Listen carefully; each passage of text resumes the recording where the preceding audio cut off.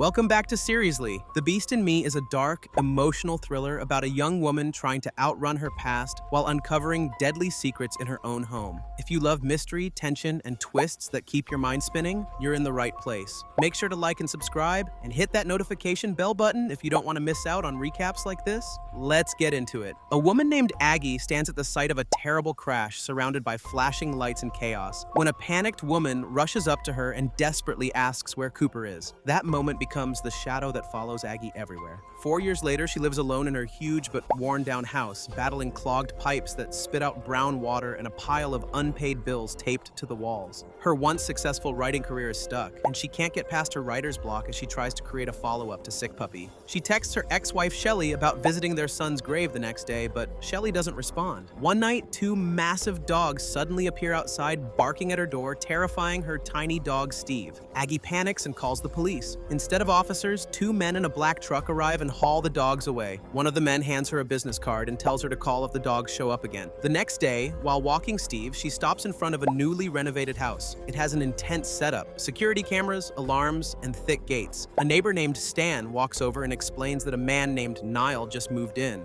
Aggie comments that someone like Nile usually moves more quietly, but Stan says everyone already knew because Nile mailed letters asking for an easement to build a jogging path through the woods. Aggie jokes that if she doesn't sign, Nile might do something wild. Stan just laughs and mentions that he and his wife are waiting for her next book. Back home, Aggie finds Nile's easement letter in her mailbox. She reads it, then throws it away without signing. Her curiosity kicks in, so she searches for Nile online. She finds articles about his real estate company and about the disappearance of his wife, Madison, whose body was never found. She tries calling Shelly again, but it goes straight to voicemail. Aggie leaves a message saying she'll visit Cooper around noon. The next morning, she wakes up to alarms blaring and dogs barking again from Nile's yard. Annoyed beyond belief, she storms outside only to see the same handlers grabbing the dogs from her property before speeding off. When she gets back to her porch, she finds bottles of wine waiting. Irritated, she takes them to Nile's house, where his second wife, Nina, cheerfully welcomes her inside. Aggie politely explains she doesn't drink and doesn't want the wine. Nina apologizes and says she and Nile love Aggie's writing. Nile calls down from upstairs and asks if Aggie has read his letter. He invites her to his study, where he brings up the easement again. She refuses, and he offers her money. Then he crosses a line by bringing up her son and the fact she hasn't written anything since losing him. Aggie snaps and storms out. She later visits Cooper's grave and stops dead when she sees Teddy, the man responsible for the crash, standing there with his mother. Rage hits her, and she charges toward him until Teddy's mother threatens to call the police. There's even a restraining order already in place. Shelly arrives and pulls Aggie back. They talk, and Shelly gently says Aggie needs real help. She also mentions taking a break from her partner Meg and starting to paint again. Before leaving, Shelly agrees to show Aggie her artwork someday. Back home, the plumbing disaster gets worse. Filthy brown water splashes everywhere as she tries to clean. At that moment, her editor Carol calls. Aggie vents about everything: Teddy, the house, the stress. She asks for another advance, but Carol insists she needs to submit some pages first. They talk a bit about Nile and the rumors around Madison's disappearance. The next day, a plumber arrives just as Nile shows up, asking Aggie to sign his book. She grabs a pen, and he uses the moment to pressure her into having lunch. She eventually agrees. During lunch, Nile talks about growing up in the neighborhood and being tired of the judgment surrounding Madison's case. Aggie shares that she moved here after having Cooper because she wanted more space for him, even though Shelly thought the house was ridiculous. Nile then picks apart her memoir, saying she worshipped her father despite calling him a liar. He asks about her new project and calls it boring. He insists people want chaos, not hope, and even suggests she write about him since she isn't scared of him. When they walk outside, they see Teddy getting off work. Nile notices Aggie's upset reaction and quietly says it's unfair that Teddy never suffered for what happened. Later that night, someone pounds on Aggie's door. She grabs a knife and finds a drunk FBI agent named Brian, who warns her to stay away from Nile. After he leaves, she researches him and discovers he led the investigation into Madison's disappearance. Aggie falls asleep on the couch and wakes up to a call from Shelly. Teddy's car was found abandoned by the beach, and early reports say he may have taken his own life. Aggie immediately thinks about her conversation with Nile and starts wondering what really happened. News reports explode across town announcing Teddy's disappearance. His car is found at the beach, along with a note and some of his clothes, hinting that he may have taken his own life. Aggie shows up at the scene, shaky and overwhelmed, and Teddy's mother immediately blames her, shouting that Aggie must be pleased. Hurt and rattled, Aggie rushes back into her car and drives away. Meanwhile, Nile is jogging through the woods as if nothing unusual is happening. Aggie later pulls up to his house and just stares at it, lost in thought. Nile suddenly smacks his hands on her car, jokingly asking if she needs binoculars. He pushes her again about signing the easement and casually brings up Teddy, saying his disappearance is just karma working. Aggie doesn't know how to feel, but Nile suggests she must at least feel relieved she won't have to bump into Teddy anymore. Back home, Aggie decides to call Brian, the FBI agent who showed up drunk at her place before. Brian is busy hooking up with a coworker named Erica, who leaves afterward to meet her husband Frank. Brian picks up Aggie's call. She begs him to talk about Nile, sounding desperate. Brian resists at first, but eventually agrees to meet her at Central Park. When Erica asks who called, Brian lies and says it was an informant. Aggie heads to Central Park, where an activist hands her a flyer protesting a project called Jarvis Yards. She meets Brian on a bench and explains her suspicions about Teddy, begging him to investigate Nile. Brian refuses, saying he's done sticking his neck out for fights involving Nile's family. He just wants to make it to retirement without getting fired. Aggie then stops by the rally happening nearby. A local councilwoman named Olivia is speaking, calling for the community to stop Jarvis Yards and support her affordable housing plan. Back at the FBI office, Brian quietly looks up articles about Teddy anyway, clearly still bothered. At home, Aggie tries to write her book again, but her mind goes back to Nile telling her that her current story idea is dull and that she should write about him instead. She ends up heading to Brickner Publishing to see Carol. Aggie finally confesses she lied about having 200 pages written and pitches the idea of a book centered on Nile. Carol worries about Aggie getting mixed up with someone suspected of killing his wife, but she can't ignore how excited Aggie suddenly sounds. That night, Aggie visits Nile's house. His uncle Rick lets her inside. She finds Nile casually eating chicken in the kitchen. She shows him the protest flyer and asks why he isn't clapping back publicly. Nile shrugs it off, saying Olivia won't win anyway, and the world already thinks he murdered Madison. Aggie presses him to let her write his story, and he says he'll think about it. As she returns home, someone suddenly throws a brick through her window before speeding away. Startled, she grabs her phone to call the police but ends up hanging up, unsure of what to do. The next morning, Aggie is taping cardboard over the broken glass when Nina shows up with a pie. She says she bought it because Aggie doesn't drink. Nina asks her to go for a walk, and while waiting inside, she notices one of Shelley's old paintings and asks if Shelley has an agent. Aggie says she doesn't. During their walk, Nina questions Aggie's goals for the book and warns her not to be disappointed by the truth. Aggie asks what that even means. While walking, she twists her ankle and Nina helps her sit. Nina shares that many writers approached Nile in the past, but he always turned them down. She explains that despite what people assume, Nile isn't a minister and truly loved Madison. Nina worked as Madison's secretary for 9 years and didn't meet Nile until after Madison's death. She quietly admits she knows Nile will never love her the same. While Aggie is out jogging later, Rick sneaks into her house to snoop around. He finds the paper with Brian's name written on it. Aggie comes home earlier than expected, forcing Rick to hide in the office before slipping out once she heads upstairs for a shower. Hungry later, Aggie opens Nina's pie and sits down. A memory of her son suddenly floods her mind. Cooper playing with a toy plane before a doctor's appointment. Nile's call pulls her out of it. He asks about her ankle and says he's finally willing to let her write his story. He tells her not to disappoint them. At the FBI office, Erica tells Brian she's separating from her husband and didn't want him to think it was because of their affair. Later, Aggie calls Brian and says she has something he'll want to hear. Rick pulls up beside Erica. She tells him to stay away, but Rick orders her into the car and drives off. Rick pulls up to his brother Martin's house, where chaos is normal. Martin watches his twin boys, Preston and Wyatt, wrestling over a tablet until their mom, Lila, steps in. Preston ends up with the iPad and kicks Wyatt on his way out, bragging that Wyatt started it. Instead of scolding him, Martin praises Preston for finishing what was started. Rick arrives and the brothers start reminiscing. Rick jokes that he liked fighting as a kid because Martin always backed him up, except for one time when Martin let a group of guys beat him up to teach him something. Rick then updates Martin on something involving Nile. Meanwhile, Aggie sits with Nile for their ongoing interviews. Nile talks about his father, Martin, saying he and Rick grew up on a dairy farm and built everything from nothing. Nile says he doesn't want children, and Aggie wonders if it's because Martin loves kids so much. Nile explains it differently. He's scared he'll love his kids too deeply. His mother had multiple miscarriages because his father kept forcing pregnancies, and she eventually died from cancer. Nile's older brother died of an overdose, and Martin later remarried and had the twins. Not long after, Martin storms in and confronts Nile for not telling him about the book. Martin moved Nile out of Manhattan specifically to keep him away from the spotlight. Nile insists he needs to control the story before others twist it. Martin asks if he's sure he can control Aggie. Councilman Phineas arrives with political updates. Olivia, the local councilwoman, keeps fighting their company's big project, Jarvis Yards. She's turning more council members against them, but Phineas claims they still have the votes, though the margin is shrinking fast. Elsewhere, Nina visits Shelley at her art studio. She's blown away by Shelley's work and reveals she's a curator at J-Con Gallery. She wants to represent Shelley professionally. Shelley is surprised but agrees. Aggie heads to Brian's apartment. Brian explains he's been living there alone since separating from his wife,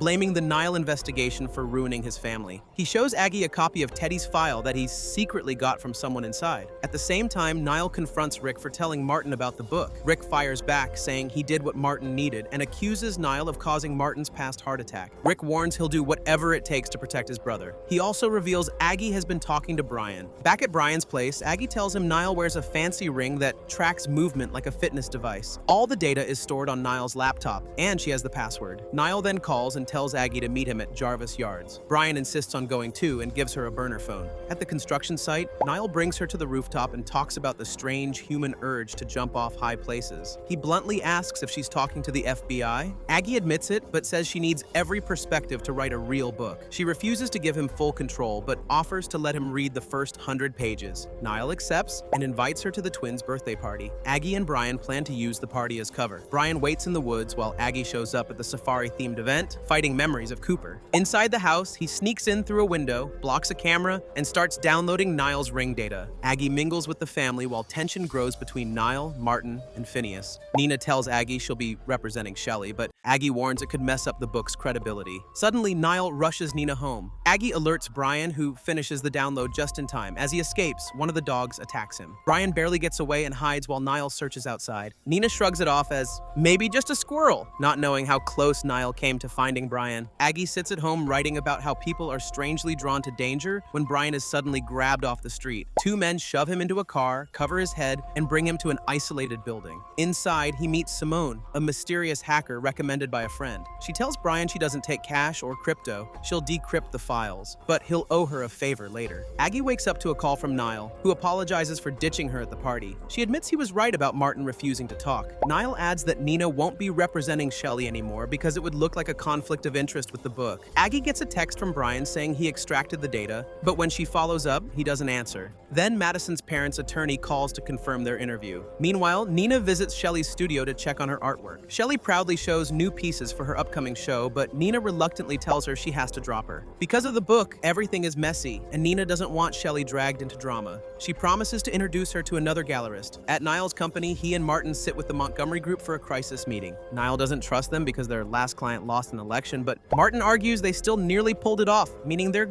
good at what they do. Shelley calls Aggie soon after, furious that Nina dumped her and assuming it's Aggie's fault. Aggie tries to explain, but Shelley hangs up. Aggie stops by the studio before heading to interview Madison's parents, hoping to clear the air. Instead, they get into a heated argument. Shelley accuses Aggie of crushing her career and never taking responsibility for anything, not even for how hard she was on Teddy after the accident. At the MHJ meeting, the Montgomery group outlines their plan to sway council members, focusing on Haas and Mathers. Nile thinks that's pointless and insists Olivia Benitez is the real problem. Esme calls Olivia a true believer who won't budge, but Nile thinks she's just an opportunist and wants to find out what she's chasing. Aggie tries contacting Brian again while heading to Madison's parents' house. They welcome her in, although their son leaves the room, unable to handle conversations about Madison. The mother explains they agreed to talk because Nile told them Aggie could be trusted. Aggie is shocked they're even on speaking terms with him. The parents hate how people keep blaming Nile for Madison's death. They show old photos and explain she had bipolar disorder, but life changed for the better when she met Nile. They say Nile loved her deeply, and she had tried taking her life before, once saved only because Nile caught her in time. They even show Madison's handwritten suicide note and say forensics confirmed it. As for her missing body, they believe she hid it because she didn't want them to have closure. Brian finally gets brought back to Simone. She says the data isn't from Nile's fitness tracker, but leads to a secret network. She shows Brian a live feed of Teddy tied up and weak, but she can't trace where he is. Aggie heads home and Brian calls, lying that the data is useless and begging her to drop the Nile investigation. Later, Brian follows Nile to a secluded shipping yard, where Nile secretly meets with Olivia and her chief of staff. He offers to donate property to the city if she approves his zoning plan. Olivia listens but declines. Brian watches, shaken, then confronts Nile with a gun. Nile quickly turns the moment around, offering to tell Brian where Madison is. When Brian hesitates, Nile lunges at him. They struggle for the gun, and Nile overpowers him, slamming the weapon into Brian until blood splashes across his face. Not long after, Nile appears at Aggie's home. She lets him inside excited and he says he just needs someone to talk to besides Nina. Aggie pours him a drink. Nile and Aggie pick up right where things left off, sharing drinks at her place. Nile jokes that he thought she didn't drink, and Aggie admits she just didn't want their wine. She notices his bruised knuckles, and Nile lies that he got jumped while grabbing beet juice outside the office. Aggie brings up Madison's parents and how surprised she was that Nile still keeps in touch with them. Nile senses that the visit shook her and guesses she expected to find something that proved he was guilty. The two keep drinking, talking honestly, and even dancing until they eventually fall asleep in her son Cooper's old room. Elsewhere, Martin hands Rick a stack of cash. Rick says he's worried about Nile, but Martin insists they'll protect him until Jarvis Yards gets approved. Later, Nina gets ready for bed and tries calling Nile, but he doesn't answer. At the same time, Rick meets up with Johnny and Officer Eddie, giving them the money to divide 6 ways plus some shirts. Back at Aggie's house, Nile helps her into bed before heading home. Nina is still awake when he arrives. She asks where he was, and he admits he spent the night with Aggie. A fight erupts. Nina says he treats her like she doesn't exist, and Nile fires back that she once loved the secrecy of their relationship right after Madison died. Things escalate until Nina slaps him, and Nile grabs her arm. They end up having rough, messy intimacy before the night ends. The next morning, Nile slips out early for work. Nina notices the cuts on his hands as he showers. Outside Jarvis Yards, protesters gather, including Johnny and his group. At the FBI office, Erica realizes Brian never showed up after calling in sick. She tries reaching him but only gets voicemail. Meanwhile, Nile pulls into an MHJ garage, pops open the trunk of a Chevrolet, and Brian's lifeless body is inside. Nile calmly searches his pockets and removes his phone, badge, burner, and wallet. Back at Nile's house, Nina questions Rick about Nile's whereabouts. She says he came home at dawn covered in bruises. Meanwhile, Nile drives the Chevrolet to a scrapyard, pays a worker to rush the job, and watches the car get crushed as blood drips from the trunk. Aggie goes to Shelly's studio next, trying to fix things. Shelly refuses to let her in, but Aggie sneaks inside when someone else opens the door. She apologizes, admitting she was acting out of hurt and guilt, especially over Teddy and how she might have pushed him too far. Shelly rejects the apology and shuts her out again. At the protest, Olivia speaks to the crowd while Johnny signals Eddie and stirs up a riot. Police clash with the group as Martin and Lila watch from home. Aggie then meets Christopher, Madison's brother, who says his parents left out major details. He reveals they helped Nile cover a huge $200 million shortfall at Jarvis Yards in exchange for a small ownership share. He claims Madison wasn't suicidal and had told him she loved him just weeks before she vanished. He gives Aggie a box of Madison's things so she can understand who Madison really was. Meanwhile, Erica drops her kids at Frank's. He confesses he wants to fix their marriage, but she refuses to talk about it and drives away. Later, Aggie goes through Madison's belongings and notices the suicide note was torn from Madison's own notebook. At the same time, Nile dumps Brian's badge and wallet in the water. Aggie calls him on the burner, then texts, saying she knows he killed Madison and can prove it. Nile replies, telling her not to show anyone and to wait until they meet. Then he tosses the phone into the river. Nile is at the storage unit where he keeps Teddy hidden, pacing around and muttering in frustration. He has no idea what to do next. Across town, Aggie shows up at Brian's apartment building and knocks repeatedly, but there's no answer. She tries convincing the superintendent that she's Brian's cousin and is worried about him, but he still won't hand over a key. Meanwhile, Olivia's chief of staff brings bad news. The CCTV hasn't identified anyone from the riot, and every witness insists the attackers were wearing shirts from Olivia's group right to home. The incident is exploding online and the public is angry. The staff warns her not to face the media, but Olivia insists they should confront the issue directly. Back at Brian's building, Aggie pretends she needs the superintendent to store her suitcase. While he's distracted, she quietly takes the spare key and sneaks into Brian's apartment to look around. Olivia holds a press conference, but it quickly falls apart. She blames the riot on Nile and Martin without proof, and a reporter hired by Martin stirs things up, questioning why she's naming people the police haven't even confirmed. At Martin's place, he shuts off the TV, pleased with the chaos. Nile walks in, offering to handle Olivia himself, but Martin says he has it under control. Nile then goes to Rick, asking him for help with something meant to prove he truly meant it when he promised to protect Martin. Aggie keeps searching Brian's apartment and discovers old case files on Madison and a USB drive. Before she can check it, Erica arrives unexpectedly. Aggie hides in a closet, but Erica eventually catches her trying to slip out. Aggie explains everything she knows, including the suicide note Madison's parents gave her. She believes the note might be real, but was written 2 years before Madison vanished, back when she had attempted suicide and Nile saved her. Aggie worries Nile used the old note to cover up something darker. She gives Erica the USB. When Erica plugs it into Brian's computer, a live video feed of Teddy appears. Somewhere else, a doctor tells Nina she's 7 weeks pregnant. She's shocked and excited, knowing Nile never wanted kids. At the apartment, Erica tells Aggie she'll take everything to the FBI and warns her to stay far away from Nile. After leaving the clinic, Nina calls Nile. She tells him about the pregnancy, saying she doesn't want to end it. Nile says he's happy and promises to talk later. He and Rick then pull up to an unknown location. Olivia meets Martin after a tense phone call. He offers her the same deal Nile once proposed, and this time she accepts. Later, Aggie realizes Nile is waiting outside her house. She panics and has Carol call her back in 5 minutes to check if she's safe. Nile pressures her into walking a trail with him. Carol calls just in time and Aggie runs home. There, she finds notes left on her manuscript and Teddy sitting in her house, bag over his head, as Nile calls to say he always thought she understood him. In late 2019,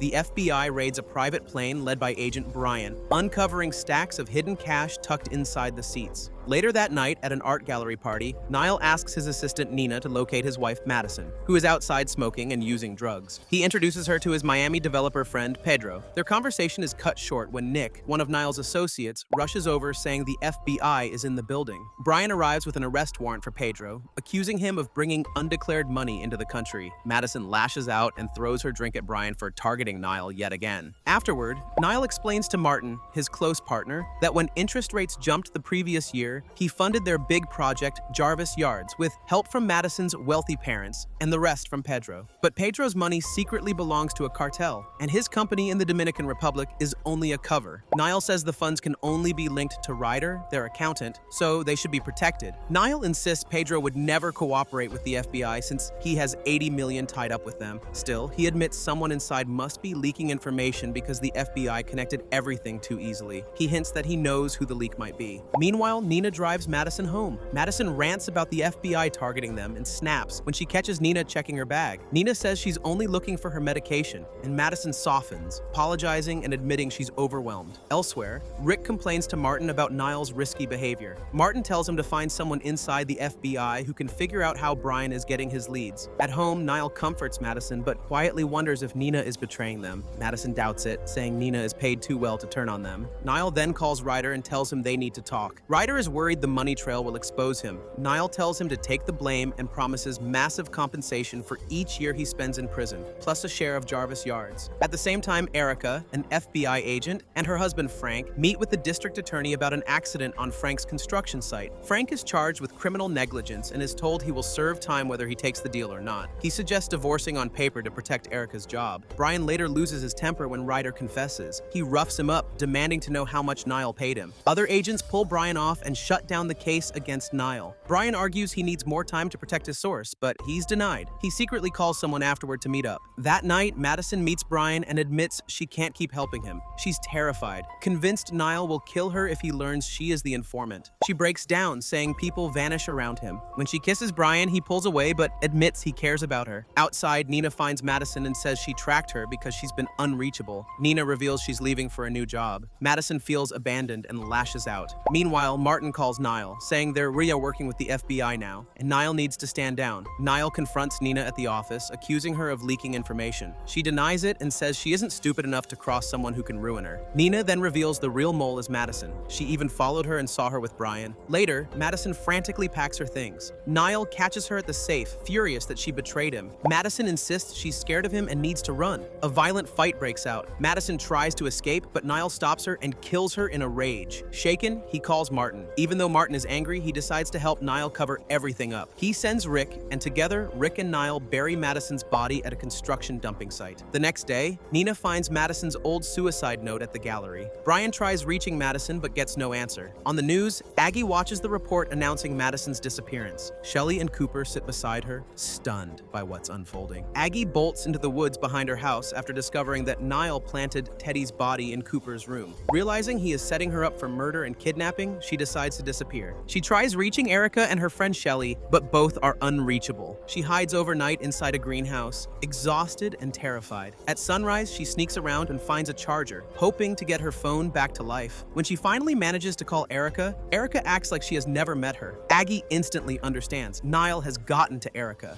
Desperate, Aggie asks for Madison's journal, but Erica refuses and cuts the call. Aggie breaks into Nina's art gallery next and immediately calls the police on herself, determined to speak to Nina first. She tells Nina she didn't harm Teddy, that Nile did, and says she had proof he killed Madison, which is why he framed her. Aggie begs Nina to believe that Nile is behind everything. The police arrive and arrest her for Teddy's murder. Meanwhile, Erica faces her own nightmare. Rick shows up at her house with masked men, catching her while she's studying Madison's suicide note. He holds her at gunpoint. Furious, she's digging into things she promised to stay away from. Erica panics and asks where Brian is, but Rick tells her to focus on her family instead. He warns her that betraying them will destroy the people she loves. Over at the company, Rick tries lying to Martin about Teddy's death, claiming Aggie killed him and Nile simply reported it. Martin immediately senses Nile is being protected again. Rick says everything is handled, but Martin collapses soon after. At the hospital, doctors diagnose a hemorrhagic stroke and put him in a medically induced coma. Realizing Martin could wake up and expose everything, Rick suffocates him, then turns himself in to shape the story on his own terms. Nina, shaken by her talk with Aggie, returns home and finds Nile waiting. He hugs her, but she is trembling. Nile follows her to the bedroom and pressures her to reveal everything Aggie said. Nina repeats Aggie's claims that Nile killed Madison and Teddy. She explains how Madison's old suicide note never matched her behavior the day before she vanished. When Nina finally asks Nile directly if he killed Madison, he snaps. Nile confesses in a rage, saying Nina fueled it by telling him Madison was talking to Brian. He also admits killing Teddy. Nile has no idea Nina is secretly recording him. The next morning, Nile gives a public speech about his deal with Olivia. Afterward, he approaches Nina proudly, but she steps away and plays the recording. Police arrest him, and Aggie witnesses the moment. Later, during a reading of Aggie's book, she shares that Nile expected to beat all charges, but Rick turned state witness, revealing enough to bury him. Nile receives 3 life sentences with no parole. Rick arranges his death in prison. Aggie eventually accepts her guilt over Cooper's accident. She admits that her obsession with revenge twisted her judgment and that her rage fed Nile's darkness. By the end, she is calmer, reconciled with Shelly, and introduced to a new friend named Meg at her book signing. The story closes with Nina raising her baby alone. She beams with love until her expression shifts, as if she sees something unsettling in her child. Now, if your head isn't spinning yet, maybe you weren't paying attention. From shocking betrayals to secrets that could ruin lives, this story definitely kept us on the edge of our seats. Thanks for watching through all the twists and turns. See you in the next recap.